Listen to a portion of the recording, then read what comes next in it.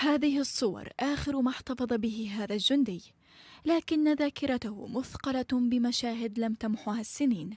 فبعد أكثر من 25 عاما يكشف يانيس ييلاني الجندي السابق في الجيش التركي عن سياسة التجويع والإبادة المتبعة لديهم ضد الأكراد منذ عقود. أحرقنا العديد من القرى وأفرغناها من سكانها. منعنا الطعام والإمدادات لأغلب القرى الكردية. سمحنا للمدنيين بزراعة المحاصيل لكننا أحرقناها في كل مرة. ألقينا جندي كردي من طائرة هليكوبتر.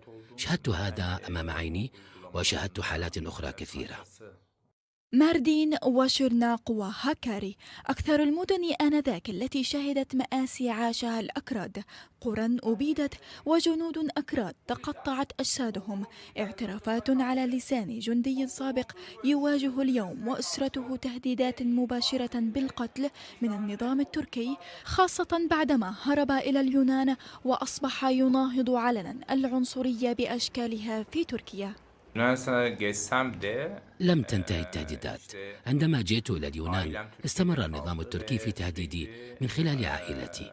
يرسلون صور أمي المريضة على مواقع التواصل الاجتماعي، يقولون لي سنقتلك لا محالة.